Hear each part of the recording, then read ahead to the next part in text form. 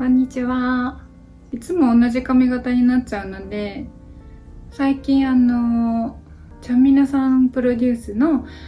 新しくデビューしたガールズグループの花をオーディションの時からずっと応援していて、最近オリコンの、チャンネルでインタビュー動画が配信されていて、そこでちかちゃんっていう子がいるんですけど、ちかちゃんの髪型が可愛かったので、今日はそれを参考にしてやってみました。ちかちゃんはもっとね、この辺から三つ編みの丸があったんですけど、私はなんかあんまり高い位置が似合わなかったのでここにしました今日はね、私のヨーロッパでのモデルの挑戦を通して、どうやって人と比べて、どんなことを感じて、どんなことを考えて、どんなことがあって今自分という存在、そして自分という体、この体、顔とか経験に自信をつけてきたかっていうお話をしようかなと思います。まずなんでこれを話そうかと思ったかっていうと、フランスでモデルを始めたのは2021年、4年前のことなんですけど、ね、ファッションとかやっぱりモデル業界の本場って言われているフランスで初めてモデルのお仕事を得るために挑戦し始めたんですけど、そこでね、やっぱり感じたことって、モデルじゃない方々にもすごくこう共通することがあったりとか、生かしてもらえる考え方もあるんじゃないかなと思って今回話そうと思いました。でね、私日本だと身長高い方なんです。170超えてるし、モデルとしては日本だと普通ぐらいです。ヨーロッパのフランスに来た時、174、5センチって一般の人でも普通にいるくらいの身長なんですね。モデルとしては小さいです、正直に言って。最初はこうランウェイの仕事を得たくて、ファッションウィークの期間に挑戦したりとかしていたんですけど、ランウェイの仕事はね、さらに身長が求められる世界なので、184センチとか5センチの子がいたりとか、だいたい180前後が基本っていう感じなので、本当にどこの現場行っても自分が一番小さくて、ヒールでね大きく見せたりとかはしたけれど、本当に骨格がまず違うので、身長が同じだとしても手足の長さが全然違ったりとか、骨盤の位置が全然違ったりとか、なんかそういう本当に本場のモデルってこういう体型じゃないとなれないんだって打ちひしがれたのを覚えています。最初モデル事務所に所属してなかったので、いろんなモデル事務所にこうアポイントメントを取って面談というか試験受けに行くんですけど、そこでその事務所から出てきた所属してるモデルさんたちの体型が自分とあまりにも違いすぎて、これは受かんないかもって何度も本当にモデル事務所に訪問するたびに思っていました。で、結果的には入ることはできたんですけど、なんて言うんだろうな、本当に自分がチンチクリンすぎて敵と思えなかったです。で、今までの人生で結構やっぱり人と比べてしまうことが多くて、昔からこう美しさって何なんだろうっていう疑問を持つことすらなく、ただ日本の同じ年代の子たちの中で言われている美しさの定義の中に自分を押し込めて苦しんでいたっていう感じだったんですね。背が高すぎるとか、二重じゃないとか、鼻が高くないとか、そういうコンプレックスを抱えて生きてきました。結果的に今は本当にすごく自分のことが大好きで、顔も雰囲気も身長も全部認めることができてるんです。なんかこう肌の調子が悪い時はもうちょっと肌きれいにしたいなとかそういうのはありますけど、ここがこうだったらいいのにっていうのは今はあんまり思わなくって、結構それっていい状態だなって思うんです。で、ここに至るまでに私どんな風に考えてきたんだろうって思い返してみると、中学とか高校の時は本当に若かったから顔がパンパンで張ってるのもあったし、こう脂肪がまだお顔にもついてたので、今も別に一重なんですけど、その時もっと細い一重だったんですよ。細いというか、もっとなんかこうまぶたが重い感じだったんですけど、それもすごく嫌で、だから高校の時とかはアイプチとかしていた時期もありましたし、そうだね。あとはやっぱり男女関係、恋愛関係とかで自分よりも背の小さい女の子が好きっていう男の子が本当に多くって、私はそういう男の子たちよりも身長が高かったので、恋愛対象に入らないんだ、身長が高いとってすごく思っていたし、それが結構コンプレックスでもあって、男の子からだけじゃなくて女の子からも何かの役割をこう持たなきゃいけないってなった時に、なんかちょっと男役っぽい立ち回りをしなきゃいけなかったりとか、身長が高いから力があるっていう方程式のもと、こう力関係のこう役割を担ってほしいっていう雰囲気になったりとか、なんかそういうのがすごく嫌で、それもあってコンプレックスに拍車がかかっていたなって思うんですよね。そうだから本当に学生時代から美しい顔、モテる顔っていうのはこういうものであるっていう、固定概念みたいなのがすごく強くて、で初めてヨーロッパ来た時、フランスの後にイタリアのミラノに行ったんですけど、そこで2ヶ月ぐらいモデルアパートメントっていうなんか事務所が持ってるアパート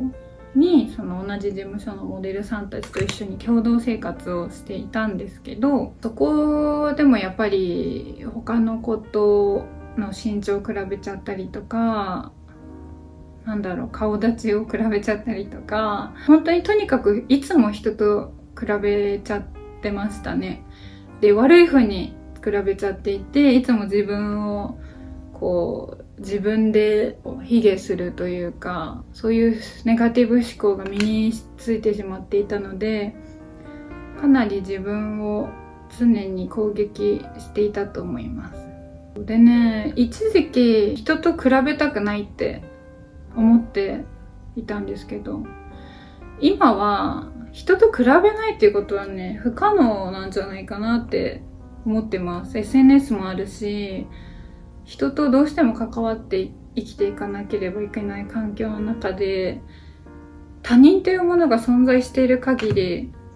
人と比べないっていうのはね、結構難しいと思っていて、自信をつけるというか、自分の素晴らしさを自分自身で認めるためには、他人と比べた上で自分を分析する、その価値をちゃんと理解することができた時に結構楽になると思うんです。コンプレックスっていうものが解消されるのかなと思っていて、だからその人と比べることをやめようとするんじゃなくて、その人との比べ方を変える、気持ちの持ち方を変えるとか、その人と比べることをどういうふうに自分の中に落とし込んで消化させていくかっていうことがすごく大事になってくるなって思っています。他人という存在をどううまく使うかっていうかなのかなって今は思っていて、それが結構モデルの仕事をしていく中で気づけたことがたくさんあったので、なんかそれを細かく話したいなと思うんですけど、そうそう。で、そんな感じで私コンプレックスを抱えて生きてきて、でモデルを始めることになったんですけど、そう、最初は本当にそのミラノで暮らしてる時はもう本当に無理やりなんか自分に自信を持つ方法とか調べて、なんか鏡で毎日嘘でもいいからあなたは素晴らしいとか、あなたは綺麗とか、私は美しいとか、そういうことを鏡の中の自分に向かって言ってくださいみたいなアドバイスをそのままやったりしていたんですけど、私には合わなくて、それをやっていた時、ヨーロッパのその香水が全然合わなくって、肌も髪もボロボロになっていた時期で、キャスティング行っても受からないし、自信が全然なかったので、それが表にも出ちゃって、どういう風な心持ちでそのオーディションに向かわなきゃいけないかっていうのもまだ手探り状態の時期だったので、そのままオーディションに向かっていたこともあって、全然お仕事も決まらないし、もう見かけもボロボロだし心もボロボロだしみたいな感じだったです。で、その中でこう私は素晴らしいとか、私は絶対にできるとか、鏡に向かっていったところで本当の自分のこう感情を隠して、そういう無理やりなポジティブな言葉で自分を取り繕っていただけだったと思います。なので何の効果もなくて、本当に本心からそう思えないと、そういう言葉って意味をなさないと思うんですけど、本当に見せかけの言葉を自分にかけ続けていて、もう1ミリもその言葉を信じることができなくて、意味なかったと思いますでね、そういう状態から今の状態に行くまでのことなんですけど、まずね、私がモデルをそうやって始めて何をそんなにコンプレックスに思っていたかっていうと、まず身長ですね。どこ行っても自分が一番低い身長で、自分のことをモデルと思えなかったんです、自分自身で。やっぱり背の高いモデルさんの方がこうスタイルが良くて、同じものを着ても全然違うお洋服に見えるんですよ。自分が選ばれるわけないって強く思ってしまってました。それは本当に自分の凝り固まった考え方が作る間違った幻想なんですけど、やっぱりモデル業界のことも全然よく分かってなかったし、どういう人がどういうふうに選ばれるのかっていうのも全然知らなかったので、分からなかった理由を体型とか顔立ちのせいにしていました。まあでもそれも一つの理由ではあるんですけど、その理由で自分のことをかなり責めてしまっていたので、それは本当に良くなかったなと思います。でもそれはね、知識不足、業界を知らなすぎたっていうこともあると思うので、だからモデルを続けていく中で業界のことも分かって、どういうふうにどんな感じでモデルが選ばれるのかっていうのが分かってきた時に、こう身の振り方も分かってきて、自分の体型とか顔の雰囲気の価値が分かってきて、仕事を得られるようになってきてっていう感じで段階を踏んでいくんですけど、で身長が足りないことにすごく一番コンプレックスを持っていた時期で、なんかヨーロッパといえばこうシュッとしててスタイリッシュな感じの雰囲気が求められるとばかり思っていたんですね。美しい、エレガンス、スタイリッシュ、そうでなければモデルとして価値がないって思ってしまってたんです。だけどなんか私日本にいた時のことを思い返してたんですね。日本にいた時、私背の低い子がすごく羨ましかった。なんか女としてもそうだし、なんか人間としても何やってても可愛らしく、映るし、同じ服を着てもなんか自分が着るとちょっとかっこいい感じになっちゃうのに、背の低い子が着るとオーバーサイズみたいな感じの着こなしになって、こう独特の背の低い方が着るからこそ出せるあの雰囲気がすごい好きだったんですね。なんか背の低い方にしか似合わない服っていうのが絶対あると思ってて、その感じがすごく憧れでした。なんかパンツを履いてもこうただのストレートじゃなくて、下にちょっとたるみが出たりとか、なんか肩が落ちたりとか、なんかそういうシルエットが出せるのがすごく羨ましいなって思っていたんですね。で、それを思い出して、なんか美しさの基準って環境によってすごい変わるんじゃないかって思ったんです、その時。だからそこで私が思ったのは、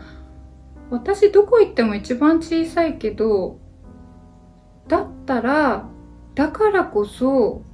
私にしか似合わないものがあったりとか、私だからこそ出せる服のシルエットっていうのが絶対にあるはずだって思えたんですね。デザイナーさん、ブランドさんが思い描いているこういうシルエットを出したい、この服はこんな風な雰囲気で着てほしいっていう風に思って作って撮影したい人にとって、スラッとしてるモデルさんだとその服の雰囲気が出ないっていう時がやっぱりあって、あえてこういう雰囲気の人が選ばれることがあるんですね。そう、でもそれってなんか私がイメージしていたなんかハイファッションのモデルではないんですけど、私はそのハイファッション向けのモデルとしてのなんて言うんだろうな、条件は結構少ないっていうことが分かって、でもだからこそハイファッションのモデルにはできない仕事が来るんです。で、それに気づけたことが一つありましたね。なんか自分の中ではモデルといえばスラッとしてないといけない、細くないといけない、もう本当に腕ぐらいの足の細さじゃないといけないとか、いろんな条件を自分にこう突きつけていて、そのこう体験になることは絶対に叶わないのに、それを理由にかなり悲観的になって希望を失っていたんですけど、なんか別にモデルってそんななんか狭い範囲のものではないということを知って、本当にいろんな種類があるし、ブランドもいろんな系統のブランドがあるし、そのブランドさんが展開していきたいタイプの人たちにより近いモデルが選ばれる。で、それっていつでもハイファッション向けのこう背の高いスラッとした細いモデルだけではないってことが分かりました。で、日本であんなに嫌だった自分の一重まぶたがヨーロッパに来て褒められることが多かったんですね。なんかすごく不思議な感覚で、美の感覚って環境でこんなに変わるんだと思いました。日本にいたら私ずっと多分自分の一重まぶたが嫌いだっただろうし、美しいなんて思えなかっただろうけど、こっちに来てまず一重まぶた二重まぶたっていう概念がない場所なので、一重まぶたって言うんだとか言われたり、なんか全然価値観とか美の基準が違う場所に来たことで、美しさの定義って場所によって人によって変わるんだっていうことを知りましたね。で、なんで一重まぶたがこっちでは美しいって言ってもらえるのかなって考えた時に、この目の形にしか出せない雰囲気があるっていうのをみんななんとなく感じているからだと思ったんです。で、それがやっぱり、一部の人にとってはその違いが気持ち悪いという人もいて、それが差別につながったりすることもやっぱりあるんですけど、でも大半の人はその違いが自分にはこう出せないもの、自分には似合わないメイクが似合ったり、自分には似合わない服が似合ったりとか、自分には似合わない髪型が似合ったりとか、そういう可能性を秘めた違いであるっていうことがやっぱり美しさにつながっているのかなって思って、だから私の顔って何にも変わってないんですけど、昔から。だけどこんなに自分の顔とか体型に対する重要度が変わったのって結構環境の違いと、あとは自分の捉え方の違いだなって思ってます。私の場合は日本に居続けたままだったら自分だから出せる雰囲気っていうのは価値を見出せなかったかもしれないですね。なぜならばその人と違うっていうことを美しさとして捉える文化が日本にはあまりないのかなっていうふうに感じているからです。なんかそれが悪いっていうふうには言いたくないんですけど、自分だけの特徴を認めるために適した環境ではなかったかなって個人的にね思っています。でそのことに気づき始めてから自分の身の振り方が変わりました。なんか積極的にこの素材を一番活かせる表情の作り方ってどんな感じだろうとか、自分のこの存在雰囲気を一番活かせる髪型ってどんなだろうとか、なんかそういう美の基準がこうだから自分が合わせに行くというよりは、自分のこの土台をどうやって活かして磨いていけば一番輝くことができるのかっていう、こうクリエーションをするようになったのがすごく大きいなと思っていて、なんかそれをし始めるようになってから、モデルの仕事も軌道に乗っていただけるようになったりとか、自分もこういろんなブランドを見ていく中で、ここから仕事来そうだなとか、こういう雰囲気多分求めてもらえるだろうなとか、こういう仕事は決まらないだろうなとか、なんかそういうのが分かり始めてきて、前だったら何でもかんでもオーディションに落ちたら落ち込んでたし、お仕事もらえた時は理由もなく喜んでいたけれど、だから落ちた時も私が美しくないから落ちたんだとか、身長が足りないから落ちたんだとか、他のモデルさんが自分よりもプロのモデルとして価値が高いから落ちたんだとか、なんかそういう思考はしなくなりました。なぜならばというところがなんとなく自分側でも納得いっているからで、それはもう仕方のないことで、自分の体は一つしかないし、自分の顔も一つしかないし、なんか表情とかメイクとかヘアとか服で雰囲気はもちろんたくさん変えることはできるんだけど、その上でももっとそのブランドの出したい雰囲気にベストな人がいるっていうのはどのブランドでも同じで、自分が全てのブランドに完全にマッチングするってことはありえないです。そういうことが分かってから無駄に傷つかなくなったし、無駄に自分を傷つけなくなりました。なので上手な人との比べ方っていうのは、まずは人と比べてしまう自分を責めないこと。だって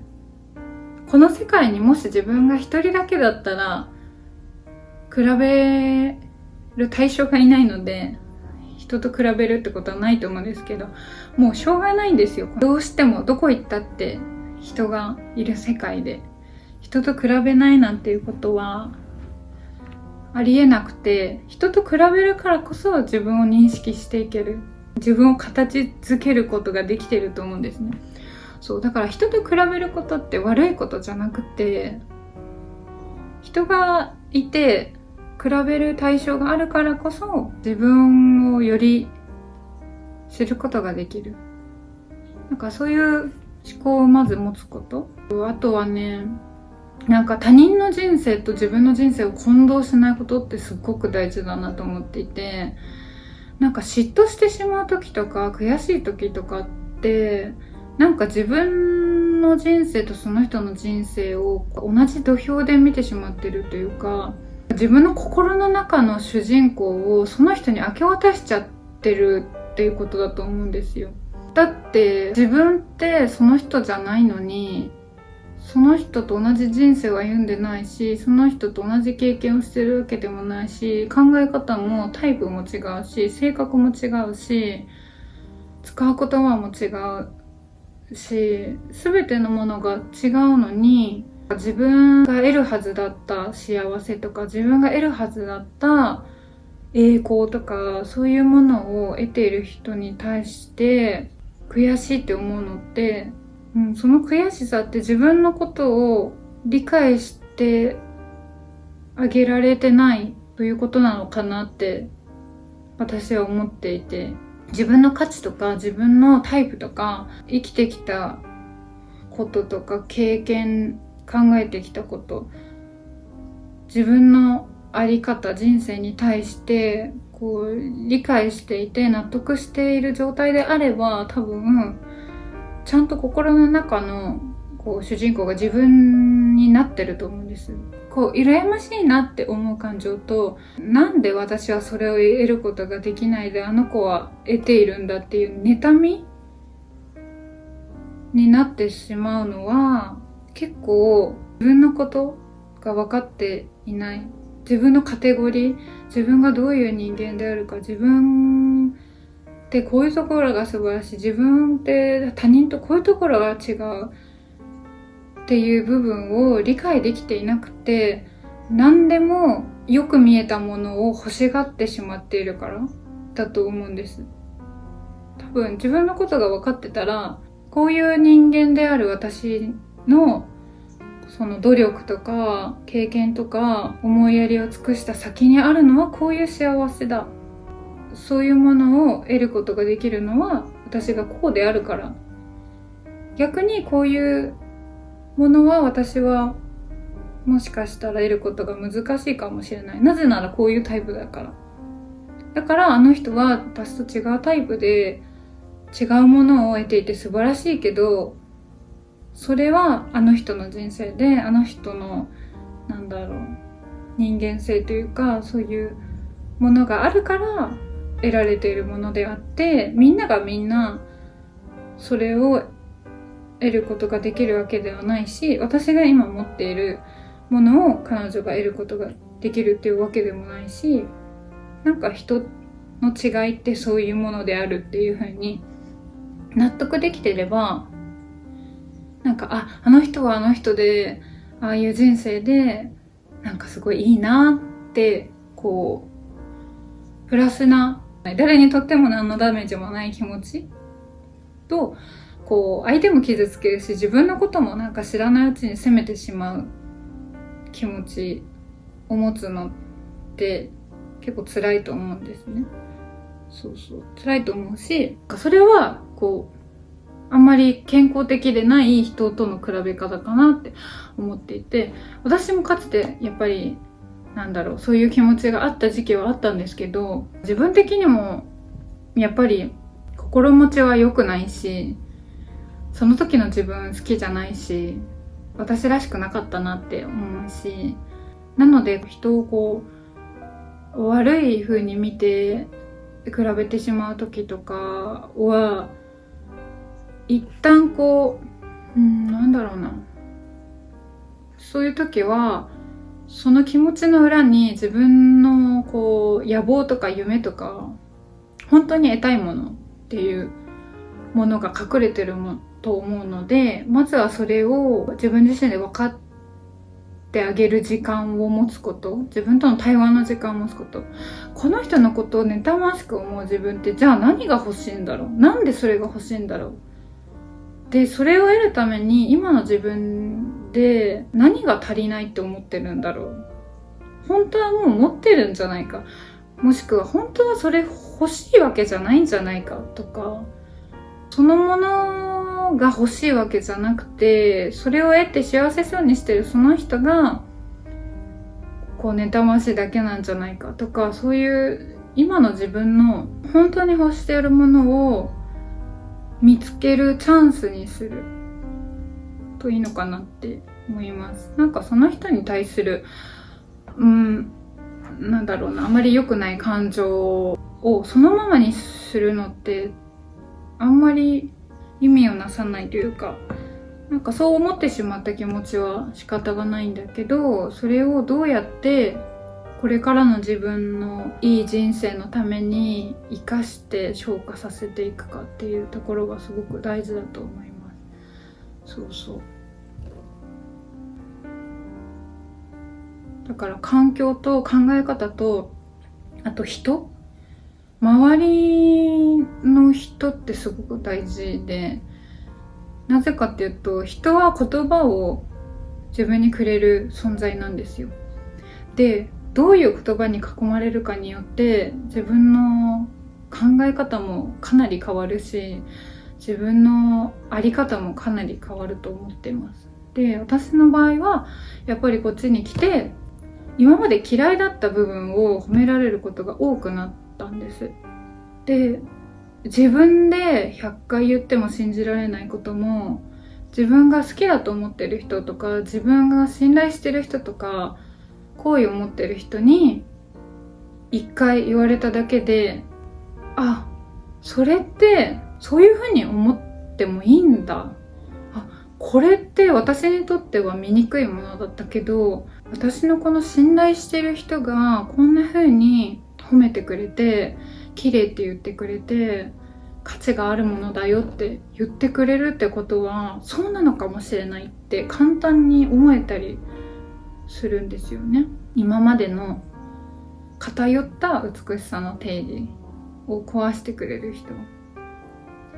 偏ったっていうのは、どこの国に行っても偏った美しさの定義はあると思うんですけど、今の自分を否定する原因となっている、今まで疑うことができなかった美しさの定義かな。なんかどこの美しさの定義が間違ってるとかではなくて、なんか自分を苦しめちゃってるっていうのが問題だと思うので、それを壊してくれる一言をかけてくれる人、そういう人に周りにいてもらうことってすごく大事だなって思います。だから自分が本当はこうでありたい、こういう考えを持っていたい、こういう風なあり方で生きていきたいっていう方針とは違う言葉をかけてくる人との距離を少し置いてみるとか、ちょっとひどかったら縁を切ってしまうとか、そういうのも私はありかなって思っています。今回の動画は全体的に美しさの定義っていうなんかテーマになってしまったんだけど、本当に一人一人素敵なところがあって、オリジナルでもっと愛してもいいはずなのに、なんか環境とか周りの人とかそういうもののせいっていうのに気づかないで、持って生まれたものとかを責め続けている人が多いなって思っていて、私もそうだったんですけど、もったいないし、すごい悲しいことっていうんだろうな、なんかこう磨くとか鍛錬していくとかそういう雰囲気ではなくて、何か根本から変えなきゃいけない、自分自身じゃないものにならなくてはいけないっていうふうに思ってしまうのが、他人と自分を比べることで起こってしまうのはすごくリスクもあることかなっていうふうに思ったりもしますね。他人と自分を比べることってこう相対的に自分のことを知るっていうことなんだけど、でもそこで止まってしまうと多分病んでしまったりとかすると思うので、その先で自分にだけの絶対的なもの、相対的に人と自分を比べることで得られる自分の絶対的な部分をその環境とか周りの人を整えた状態で得られることがなんか自信につながっていくんじゃないかなって思うかな。今のところ私はこんな感じですね。だからまた違う動画でも話すんですけど、なんか性格とかもまあ今でもちょっと思いますけど、こういう風になりたかったなって思ったりするんです。今のこの内向的で友達少なくって盛り上がれる体質じゃなくて、いつもこう穏やかで、まあ言ってしまえばあんまり面白くない人間かもしれないって自分は思ってて、なんかそれを結構活発で元気で人にたくさん囲まれてて活動的で太陽みたいな人でっていうのに憧れたりもするんですけど、まあでも心の底では自分自身に結構納得はいっていて、そんな自分が今は好きですし、まあ、こんな自分だから好きになってくれる人もいるんだっていうのも分かってますし、だからなんか変えようとかは思わないんですけど、そうだね、変える必要もないし、なんかそういうこともなんて言うんだろう、また話そうかなって思うんですけど、今回はその人と比べることによって逆に自分に自信をつけていこうっていう、そのどういう風にやってきたかっていうのを今日はお話ししたかったなって思って、ちょっとうまく喋れたかわかんないんですけど、今回はそんな感じです。